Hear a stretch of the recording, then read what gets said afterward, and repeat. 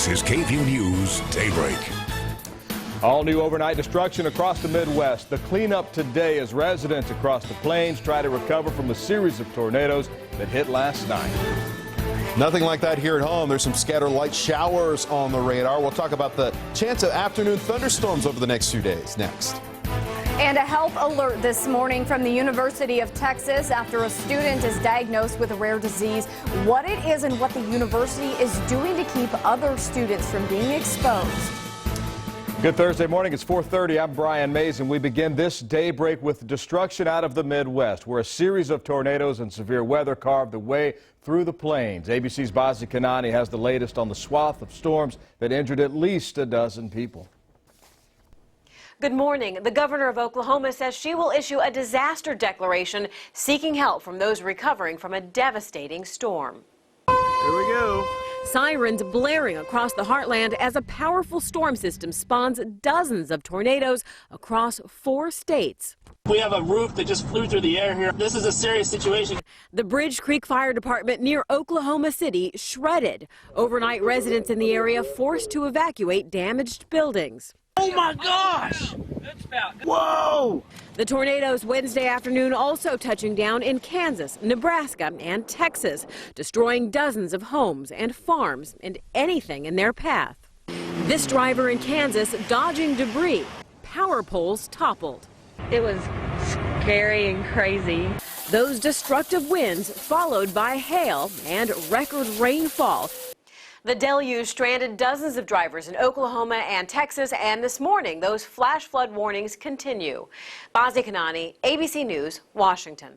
Thank you, Bazi. And we've got lots of incredible pictures showing the destruction from Oklahoma this morning. Check out these photos. Let's start with this first one here. Baseball-sized hail. That's coming out of Elmer, Oklahoma. And now let's take a look at this next one here.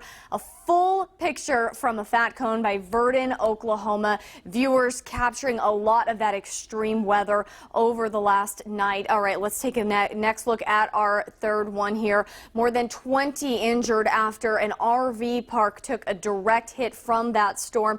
You can see just how much devastation coming out of that area. And our final photo that we've got for you this morning. This is flooding on a major highway in Oklahoma City. That's being the case in many different areas, highway flooding and some of those low water crossing floodings as well coming out of Oklahoma that we're seeing. Don't forget, anytime you have photos locally as well, you can share your thoughts and pictures. Send them to our KVUE Insider Facebook page. You can also tweet them at KVUE and also send them to spotnews@kvue.com. Your comments and photos could end up on the air right here on Daybreak. Now for a look at what we're tracking locally back here in Texas. Let's send it on over to Storm Team Meteorologist Albert Ramon. In that same area, guys, could see another round of severe weather today, and it looks like maybe even a severe weather outbreak in the Central Plains on Saturday. So it's going to be a rough few days across the country. We'll talk about our own chances of rain now. We've got some spotty areas of light rain drifting in from the south. 73 degrees in Austin. You'll run into a brief little shower this morning, but there's nothing significant. There's a few little moderate showers that are developing south of I-10. Here's a look at the hour-by-hour forecast. Slight chance for a small shower this morning, and then a 40% chance of mainly scattered showers and isolated even thunderstorm will be a possibility. Temperature for the high today at 83 degrees. Here's what we're tracking for you. Scattered showers in the forecast and some storms in the forecast. And we talked about the severe weather risk over the plain states. Well, some of that severe weather could even make its way into central Texas. We'll show you the severe weather outlook coming up in your hour-by-hour forecast. That's headed our way in just a few minutes. Albert, looking forward to that. Thank you. We'll see you in a bit. A health alert for University of Texas students this morning. A UT student has been diagnosed with mumps, a contagious viral infection. The university posted a notice online last night saying the student is an undergraduate in the College of Communication and lives off campus. The university is trying to track down people at high risk of exposure at this time, including classmates, even instructors. Now, we also know the student attended a party at the Sigma Phi Epsilon fraternity house Saturday. That chapter now working with the Austin Travis County EMS to notify other guests of that event. We've been working overnight on new information on the number of mumps cases in Texas. Found they are pretty uncommon in the state, thanks to vaccinations, of course. The Department of State Health Services reports the last big outbreak was back in 2010 when there were 121 cases in correctional facilities. Since then, case reports have decreased. In 2013, only 13 cases of mumps were reported. Most cases occurred in adults with unknown vaccination histories. We'll have continuing coverage on this health alert all morning long right here on Daybreak. We'll have some questions for UT later today. You can keep following the story on the KVUE mobile app and, of course, right here on KVUE. New this morning, a Travis County judge refuses to dismiss lawsuits against South by Southwest Festival following last year's deadly crash. According to an attorney representing several South by Southwest crash victims, organizers want the suits thrown out, arguing they are not liable for the crash. But attorneys say South by Southwest is responsible because organizers should have protected crowds with water-filled barriers. Rashad Owens is accused of driving through a crowd of people during the festival, killing 4 and hurting nearly 24 others. At the state capitol today, a law to ban texting while driving statewide is headed to a Senate committee today. The House passed House Bill 80 at the end of March. Daybreak's Tina Shively is live at the Capitol. And Tina, the sponsor of the bill, has been down this road before, right? That's right, Brian. Good morning to you. We're talking about Representative Tom Craddock of Midland. He hopes that the third time is the charm for him and this bill that he says would save 90 lives in the first year alone. Now, the House already passed the bill, as you mentioned, back in March. A similar bill was vetoed in 2011 by then Governor Rick Perry, and another died in a Senate committee in 2013. This version of the law would make it a misdemeanor to text and drive, punishable by a ticket of $25 to $99. A second offense could mean a ticket of up to $200. The big question here is whether Governor Greg Abbott would sign a bill like this one. Back in February, he told reporters it was too early to say and added a bill that makes roads safer must be done in a way that avoids, quote, too much government intrusion. If Abbott does sign the bill, Texas will join 44 other states which already have a texting ban in place. Austin became hands-free back in February, and several other smaller Central Texas cities have followed suit. Coming up at 5, hear what other law we abide by every day that the bill's author likens this one to, and he thinks they will both really make a big difference. Reporting live at the state capitol, Tina Shively, KVUE News Daybreak.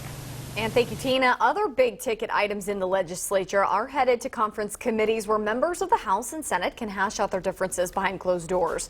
The most critical of those, the budget and the debate over how much goes to schools. Superintendents from around the state joined business leaders yesterday at the Capitol to endorse the House's plan to put another $3 billion toward public education. Well, you can say that if you want to, but what we're here is really voicing our support for our students, for public education. All right, business leaders called $3 billion a modest investment towards securing a next-generation workforce. House and Senate budget conferences have just weeks to work out a final deal. You might be able to buy powdered alcohol in a few months here in Texas. A bill that would ban powdered alcohol statewide got pulled from a House vote yesterday. The Fort Worth lawmaker behind it, Charlie Guerin, postponed the measure until July 4th, which will likely kill the bill. He said he wants to see what actually happens when the product is introduced, which should happen sometime this summer. The KVUE defenders uncovered new details about the gear a Starflight crew was using right before nurse Kristen McLean fell to her death last week. A defender's investigation found the exact same kind of hoist which was holding McLean and another patient at the time failed 2 times in the past. The manufacturer, Goodrich Corporation, issued alerts about the problem, one in 2013 after the hoist failed during a test flight, and then again in 2014 after a similar incident. Starflight tells us it received those alerts and tested the hoist on March 22nd, but did not find any problems. The county believes it's in compliance, but hopes to confirm by later on today. Starflight is back in service, by the way. They went on one call yesterday. Its first day back in the air since the tragic accident. The mayor of Garland is lashing out at Pamela Geller, the woman who organized the Muhammad cartoon drawing contest, which came under attack Sunday. The mayor said Geller's decision to hold the event there put officers and citizens at risk. Geller is known for her anti-Islamic positions. ISIS has called for her to be killed. Meantime, the investigation into Sunday's attack continues. Authorities are looking into whether the gunmen were directed by ISIS or were simply inspired by the terror group. And growing controversy over the Colorado movie theater shooting trial this daybreak. Why 2 jurors are now at risk of being pulled from the jury box. And later, a reunion that will melt your heart. A Texas mother gets the ultimate Mother's Day gift. An emotional surprise caught on camera. Few showers this morning and maybe even a thunderstorm as we head towards this afternoon. Better chances of strong, maybe even severe storms tomorrow into Saturday. Details on that next.